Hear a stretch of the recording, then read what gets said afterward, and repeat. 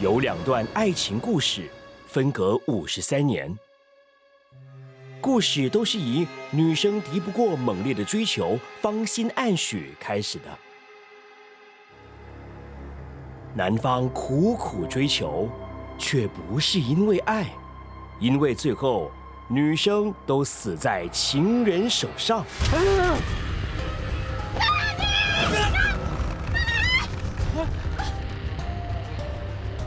明明是杀人，而且有证据，那为什么后来没有判死刑？到现在为止，尸体还是没有找到，真的是石沉大海，毁尸灭迹。动机是什么？为了钱。如果你犯了罪，不用逃跑，因为证据会找到你。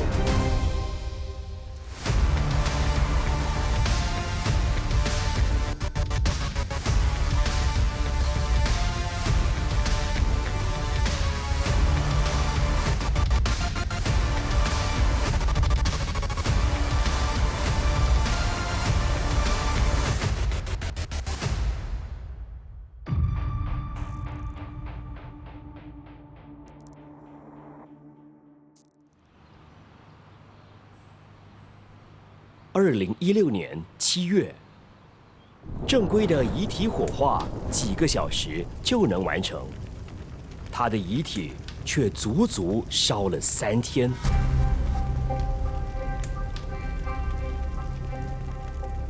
这不是一般的火葬，纯粹是为了毁尸灭迹。他叫崔雅洁，31岁的工程师，来自中国天津。他遇到了新加坡男性邱贵福，好好的人生才无奈走到这一步。我是许正义，新加坡眼的董事经理。我们主要做的是中文的新媒体，所以我们主要是跟这些读者联系的相当多。当时崔雅洁的朋友还是同事来找我们，在我们这边发一个寻人启事，看看能不能碰巧有人看到，然后又有人知道他在哪里。因为崔雅洁一直没有出现，所以后来他的朋友也报警了。报警之后呢，警方掌握了，说最后一次见面的人很可能就是这个邱贵福。现年54岁的邱贵福，已婚有儿女，他受过良好的教育，聪明，还曾经是本地某家大银行的副总裁。邱贵福在这次犯案之前呢，他是有案底的，他2次坐过牢，然后呢，犯的都是私信案，那都是跟钱财有关。他从监狱释放出来之后呢，那个洗衣店的老板就给了他一次重生的机会，说愿意聘请他当员工。然后刚好他进了洗衣店不久，然后有一个运营经理辞职了，所以刚好这老板就让他把他升上去当了经理。洗衣店的女老板不管他有案底，愿意给他机会改过自新。邱贵福工作表现不错，看起来像是有心改过，跟老板关系也很好。姐姐，看你那么累，我送你回家吧。OK 吧。这位老板不怀疑他有什么企图，他公开叫他姐姐，他也不觉得抗拒或讨厌。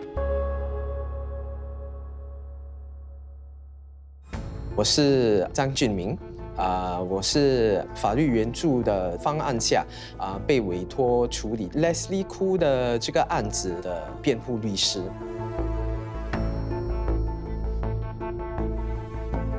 我第一次和 Leslie 见面的时候呢，就觉得他是蛮诚恳的一个人吧，蛮坦白，跟我叙述到底是发生了什么事情，对于事情的发生的一些感想。我们接触了差不多3年多来处理这个案子。坦白，却不是邱贵福犯罪生涯中主导他行为的性格特点。他是别人眼中的好丈夫、好爸爸，因为他把另外一面藏起来。邱贵福私生活方面也是，同时有几个女朋友，几个女朋友都不知道他是已婚也有可能有些都以为他是那个洗衣店的少东。崔雅洁就是被蒙在鼓里的其中一个。而那一年有一天晚上，崔雅洁就遇到一些烦心的事，所以就在那个公寓楼下在里面痛哭。然后刚好呢，当时邱贵福回家，然后遇到他，然后他就去安慰他，所以2个人就这样认识了。他主动提出要驾车载她回家，还在第一时间趁虚而入，问他愿不愿意当他的女朋友。到了，但是你送我回家。不用。雅洁，等一下，什么事啊？你愿意做我的女朋友吗？当时崔雅洁并不知道邱贵福是已婚的，以为他是离婚，所以后来2个人就好上了。认识约1个月，崔雅洁接受了对方，这是她走向死亡的第一步。邱贵福总想着要赚快钱，不管合不合法。他将洗衣店老板称为姐姐，制造本身是少东的假象。我来。这么一来，要布下天罗地网，引诱朋友或陌生人上钩，就容易得多。你是负责人。This is our washer system, right? So we have the normal that stand on. 打着邀请他们加入连锁经营的旗帜，邱贵福骗取了好些人的钱财，包括外遇的对象。2019年的法庭记录显示，邱贵福向4名女性骗取了6万多块，另外也骗了一家公司2万多。在我看来呢，这个人首先是很多方面都很不诚实，包括法官当时在庭审的时候，也就直接认为他是一个不可信任的证人，他的证词是不能够采纳的。Hi, I'm Christine Chai. I'm a forensic psychologist from the Home Team Behavioral Sciences Center, Ministry of Home Affairs. I'm currently leading the Crime Investigation and Forensic Psychology branch. Based on available information, it appears that he had a history of criminal charges related to monetary fraud and cheating offenses. So Leslie may be more motivated by money or the maintenance of a false sense of wealth and financial standing. 2016年年初，邱贵福从崔雅洁身上骗取2万元。你需要多少钱啊？不是很多啊，20K。而且当时邱贵福跟崔雅洁说自己是那个洗衣店的少东家。不久，他们的关系开始恶化。邱贵福告诉雅洁他已离婚。可是又继续在社交媒体上载自己和妻子的照片。那后来邱贵福肯定没有去做投资，所以被这个崔雅洁知道了，就跟他讨要这笔钱。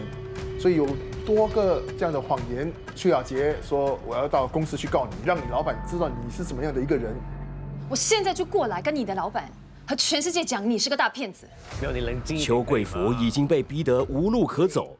一切谎言眼见就要被拆穿，我不管，我现在就要过来。喂，妙，你不会冲动了，妙。这种狗急跳墙的心理，决定了崔雅洁的命运。看到这个案件，我马上就想起觉得类似的案子，一个就是60年代Sunny Ang洪珊妮的案子。时光倒流到1963年。另外一个男生追女生的故事在上演，这一次不是趁虚而入，而更像是送羊入虎口。我叫何云，从事这个新闻工作42年。1963年就发生了一宗姐妹岛8女潜水失踪的案件，当时是没有什么人留意啊，因为他这个只是当作一个普通失踪案来处理，就放在一个很不起眼的角落。没有想到啊，几天以后啊，忽然间变成大新闻，案中有案。洪淑轩，又名洪珊妮，24岁，家境不错，初中毕业。她世故圆滑，富有魅力，还非常自信。对比之下，22岁陪酒女郎石清菊、杨明珍妮，小学没有念完，与人同居，而后来分开。珍妮在桥北路某家酒吧工作，遇见洪珊妮，他大献殷勤，很快将珍妮迷得神魂颠倒，两人变成了一对儿。其实他是一个赛车手，那么曾经在这个新加坡的赛车拿过前10名。他很聪明，那么他也学开过私人飞机，很多东西他都是自学的，比如说学那么怎么开一个养鸡场那么学怎样潜水，所以他就利用他所学来走上这个歪路那么有一次他还跟朋友租车就是载珍妮去马来西亚，就在半途就故意制造车祸了。洪珊妮为珍妮买意外保险。如果珍妮车祸身亡，就用赔偿金来周转，因为她破产了。那么他其实有2、3次设计想要谋杀珍妮交往才几个月，珊妮就带珍妮去潜水。珍妮对潜水一窍不通，她相信珊妮会保护她的安全。洪珊妮，她这个人很聪明，好了，太过聪明了，又聪明反被聪明误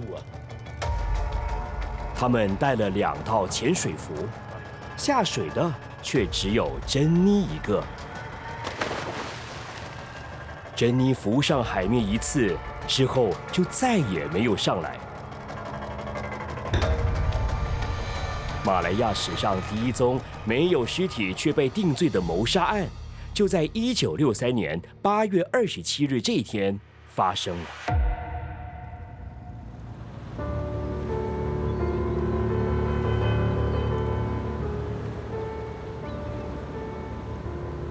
洪珊妮和珍妮拍拖了几个月。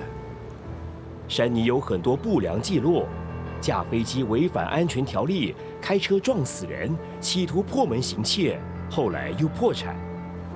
可是珍妮好像不在意，她已经被他迷得团团转了。1963年8月27日，他们到南部海域潜水找珊瑚。洪珊妮懂得潜水，珍妮却不会。我叫 John Lee， 在这个潜水的行业做了教练，大概是18年吧。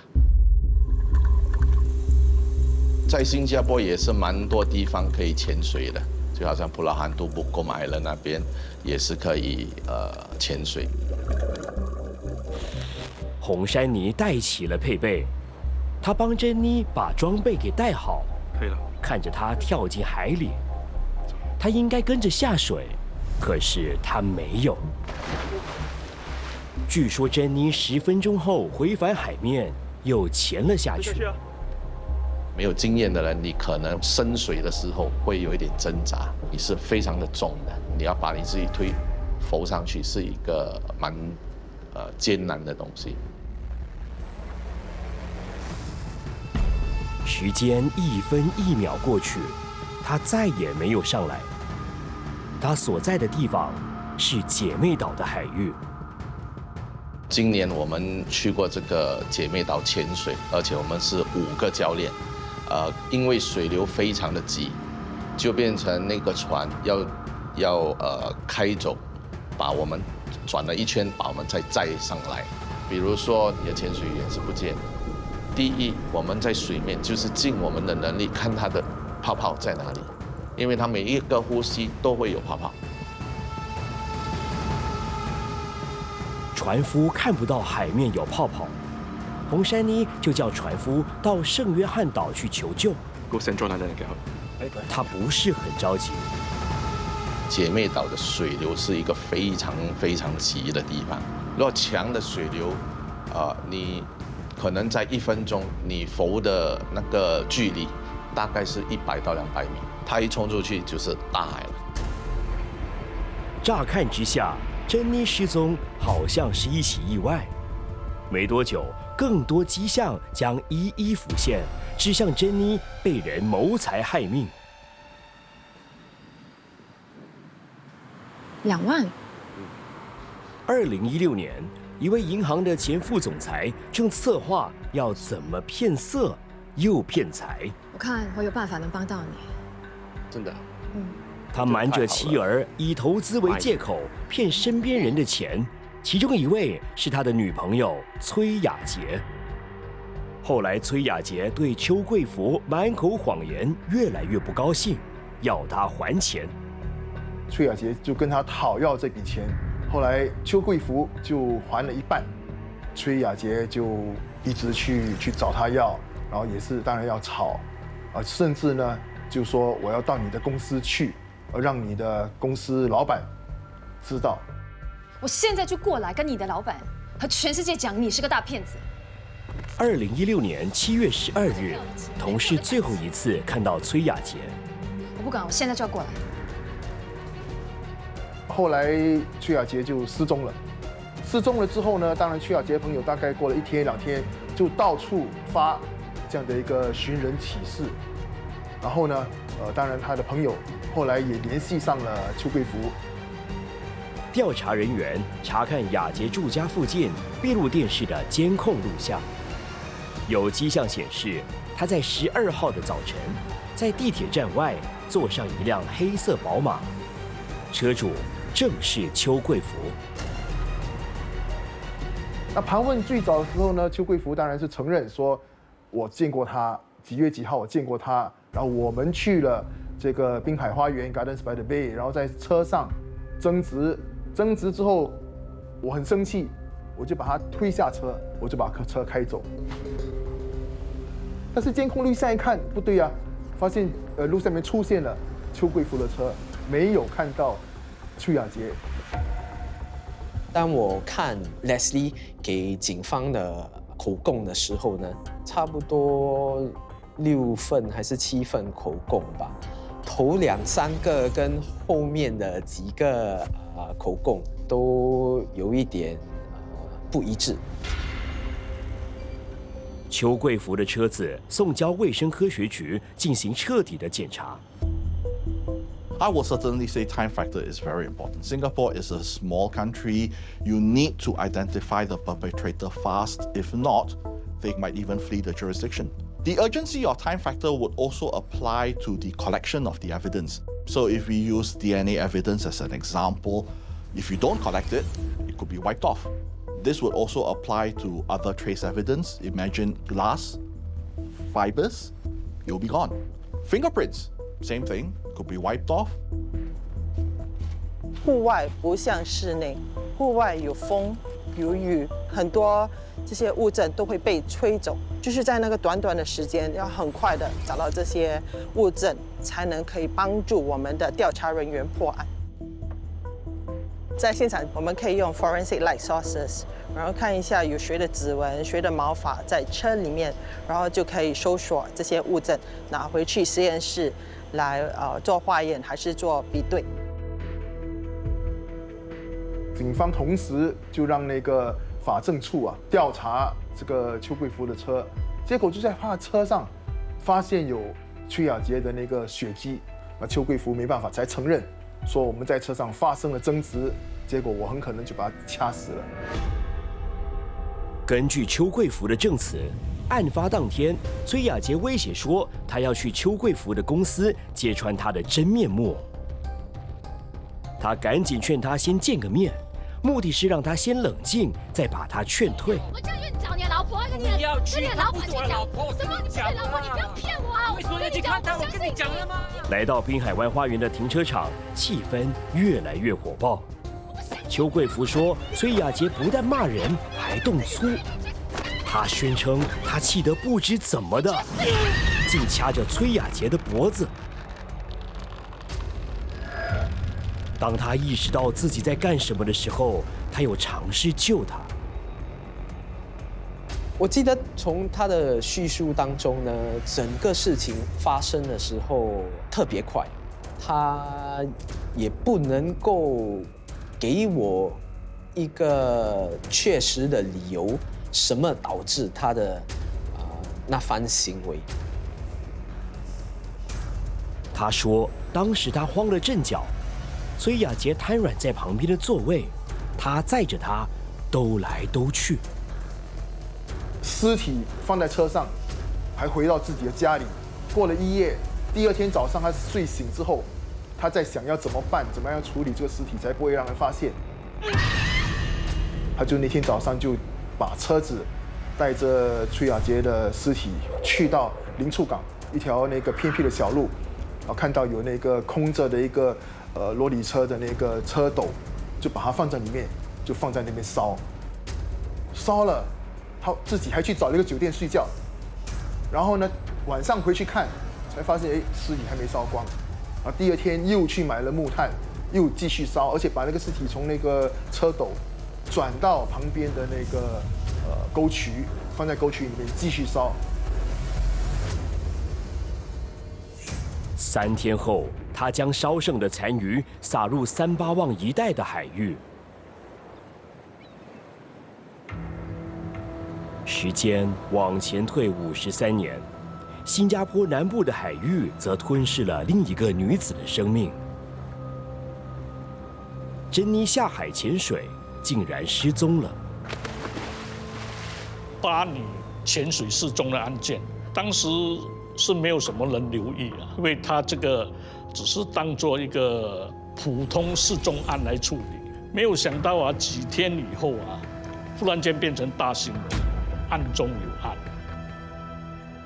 在这个案发的24小时内，警方就接到说有一个人去索取这个保险金的赔偿费。这个索取的人呢，就是山妮案洪珊妮。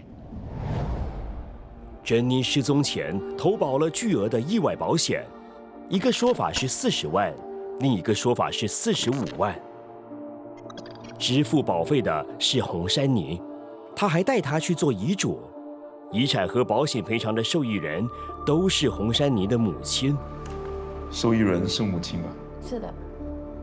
50、60年代啊，甚至60、70年代啊，受教育的人不高啊，也很少人去买保险，更不会想到说要杀一个人去骗这个保险金。所以啊，这类案件呢，在当时啊，可以说是叫做智慧型的犯罪形式来的。He's very hasty in making the claim. If you are smart enough, you would have waited for some time and and then made the claim. Then suspicion would be lesser. But here everything was done in a rush. I suppose he was then young and hot-blooded and being arrogant. I think he is under the impression that he can get away with it. 洪珊妮对自己的意图似乎不想隐瞒。船夫供证说，意外发生后，珊妮一副事不关己的样子。几天后，另一个关键证据被其他潜水员找到，珍妮的潜水鞋有被人动过手脚的痕迹。它的蛙鞋杯盖，如果是一个很干净的 cut， 我们相信这个是人造的。以我们的经验，在潜水这么多年，我们没有看过一个蛙鞋会断成2截，而且那个年代的那个蛙鞋质量也是不错的。如果说是鲨鱼咬的，那么也是会有鲨鱼的那个牙齿的印，而且它不是直线的。很多的鲨鱼就是看到我们潜水员，鲨鱼是跑的。他们是不会攻击我们的。珍妮失踪第9天，警方将珍妮的案件改为谋杀。后来洪珊妮被逮捕，提控以谋杀罪。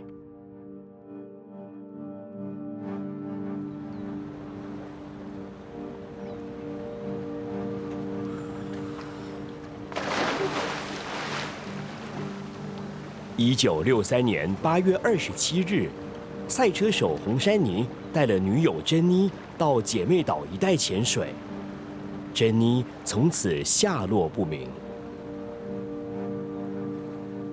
这种男女关系或者情情爱爱的东西啊，所谓当局者迷啊，外人也很难理解。就好像Jenny一样，为什么他会穿上这个红衫呢？愿意听他的话，那么去学游泳潜水到现在为止，尸体还是没有找到，真的是石沉大海。洪珊妮被捕，罪名是谋杀。那么这个案件呢，可以说是一个连跨3个时代的奇案来的，因为1963年。新加坡还是这个英国殖民地的自治邦。那么到这个案件开审的时候呢，新加坡加入了马来西亚。案件审结的3个月后，新加坡独立，所以这个是很划时代。洪珊妮案件开庭审讯，采用陪审员制度，陪审员是一般的公众，由他们裁定洪珊妮有没有罪。当时控方提呈的是间接证据。Hi, my name is Shashi Nathan. I've been a criminal lawyer for just about 28 years. Circumstantial evidence essentially is accumulation of evidence which on its own may not directly point to the finding of a fact. But when you look at all the pieces of evidence together, one comes to a conclusion that, look, it must point to this fact being proved. What could be circumstantial evidence in one case and even create a very strong inference may not always be the same for another case. Or any court would be wary of just convicting on circumstantial evidence alone. They always test that evidence. So the accused is given a chance to explain or given a reason why that circumstantial evidence should not be believed, or to give a reason why he did certain things or certain circumstances happened. So I think the court would not be quick to just convict on circumstantial evidence. 1965年，报章列出多项间接证据：一、被告破产需要钱；二、罪案发生当天，他延长珍妮的保险；三、选择星期二没有其他小船出没的日期；四、选择威胁海域，等等等等。警方和司法单位怎样去破案，怎样去提供，就是靠16个环节，用环境证据来把它定死，就是证明说这个案件的确发生过，动机是什么？为了钱。很多人都说三立安很聪明，你三立安说他聪明吗？不过他最后是赔了一条性命。When you accumulate this evidence and look at the whole thing together, it did point very strongly that there had been some plan, some motive on his part to have her killed.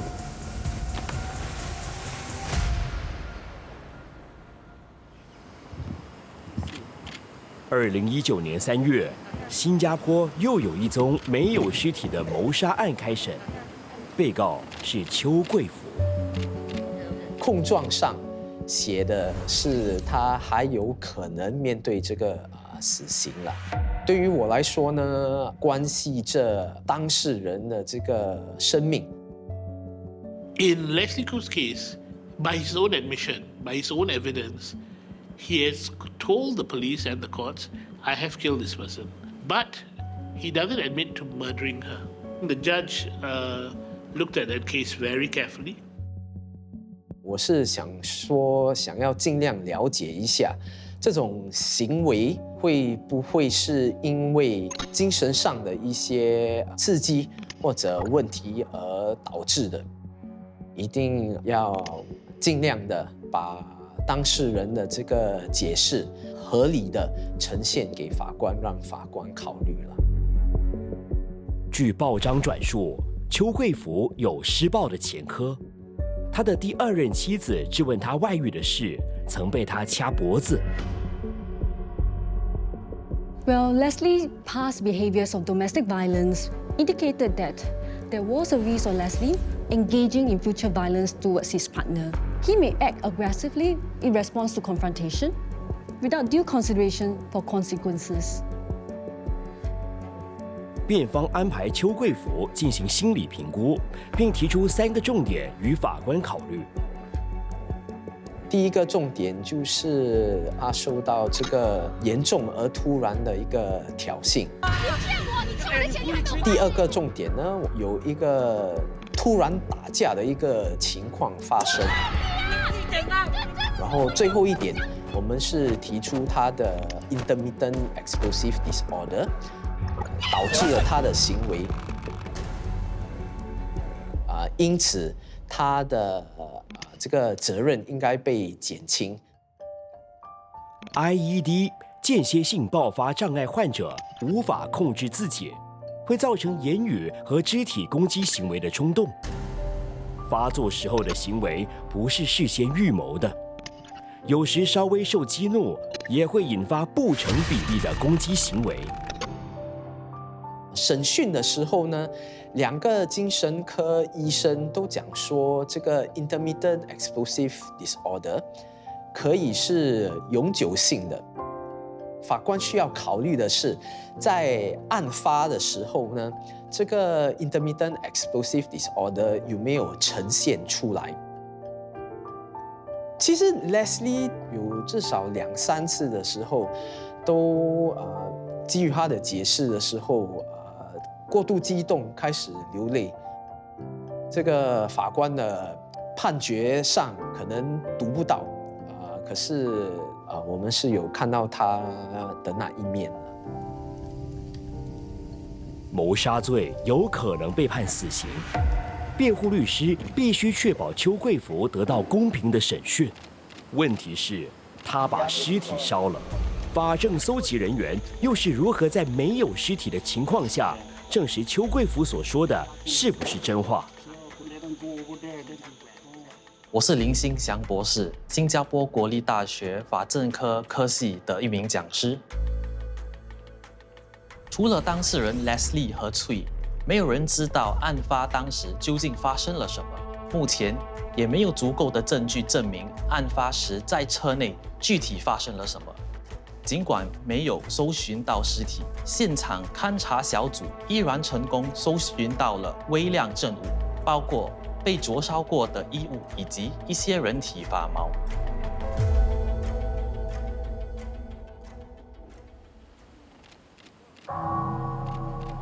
2016年7月20日，邱贵福被警方逮捕，被控谋杀工程师崔雅洁。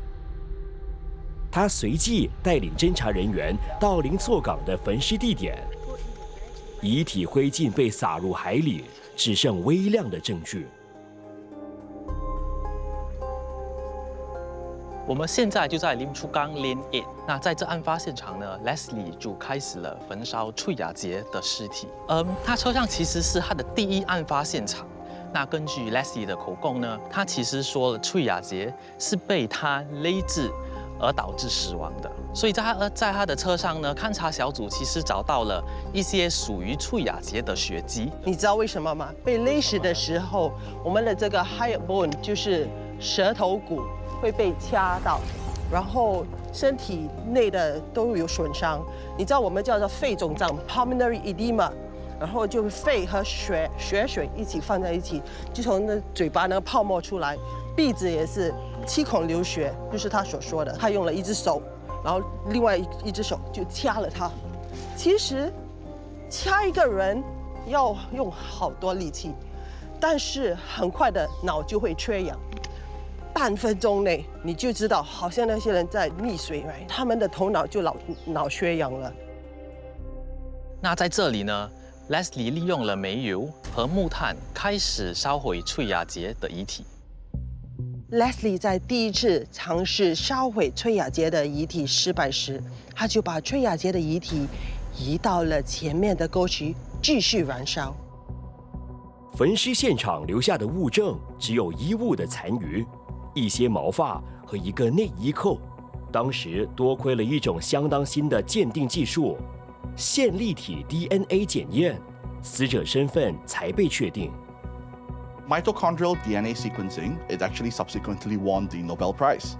Compared to the traditional methods of DNA profiling, the mitochondrial DNA analysis gives this great special advantage. So what is this advantage? It can be more readily detected if we are dealing with samples that are very decomposed or degraded. That's because the mitoDNA has two special features. One is that it is circular, so it is more resistant to enzymes that can cut up or digest the DNA. The second special feature is that it can be found in much higher number. So in a single cell, you can have tens, hundreds, even thousands of copies of mitoDNA per cell. You compare that to the traditional DNA analysis, there's only one copy a cell. 死者的身份确定是崔雅洁。如果邱贵福被判谋杀，他有可能要面对死刑。邱贵福宣称，崔雅洁就要揭穿他的底，他自己情绪失控，也就是说，他不是预谋杀人。Intention is one of the most difficult things to ascertain. I can sit and talk to you, and I think you intend something, but I don't know. The court looks at these things, and obviously will observe the demeanor of any witness. It will look at his evidence or her evidence. It will look at the evidence of associated people in the case. It will look at the conduct before and during the actual act. It will look at motive. It will look at other circumstances which will help the court determine a person's intention. And even then, it's not an exact science. 法官不接受辩方律师所提的两个重点，就是一，案发时邱贵福受到严重而突然的挑衅，以及二，两人突然打架，造成邱贵福致死崔雅洁。然后最后一点，我们是提出他的心理状况，这个英文叫做 diminished responsibility 的这个辩护呢，法官是没有接受。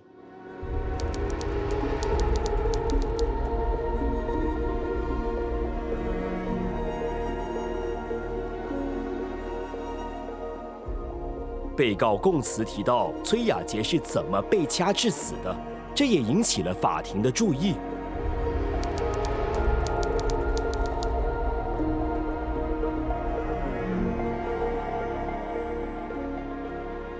法官认为邱贵福是个不诚实、不可信的证人。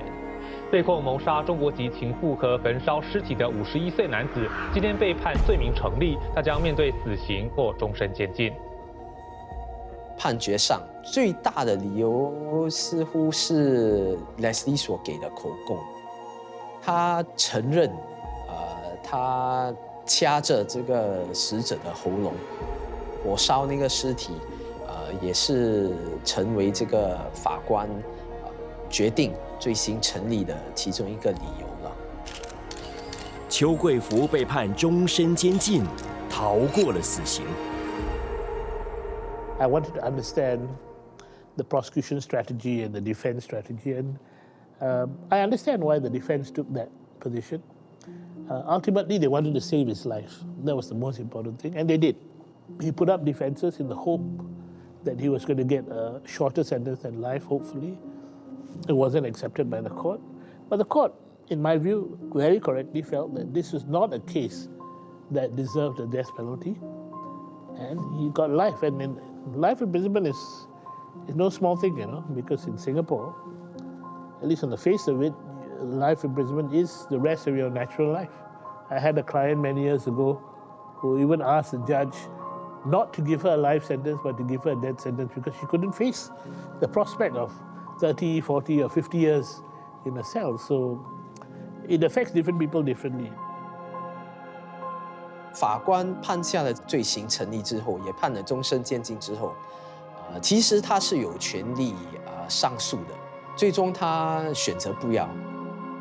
其实他也是有忏悔之心。60年代Sunny Ang 的作案动机是很明显的，非常明显。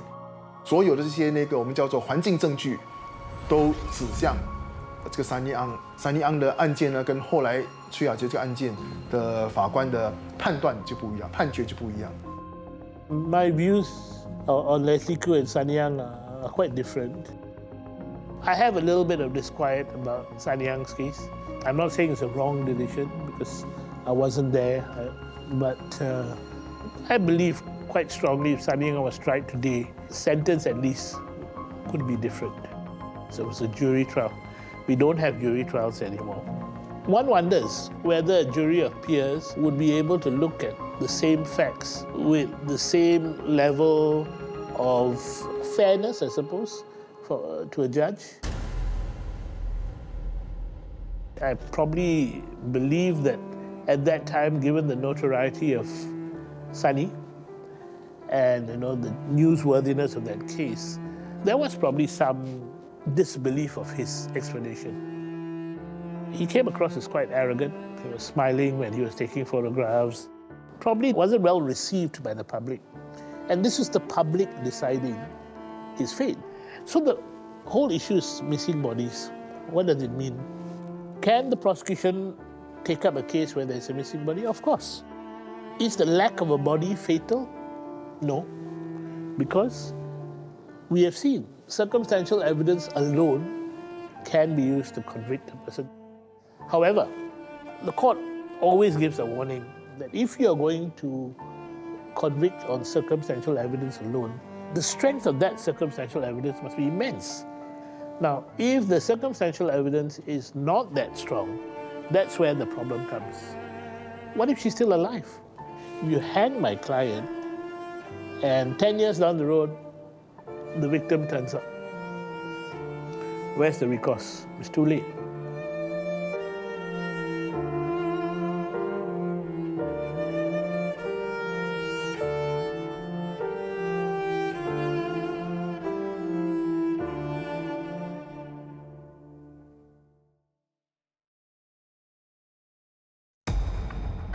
你可以通过 Millicent 应用程序、Spotify 或 Apple Podcast 收听更多新加坡的重大案件。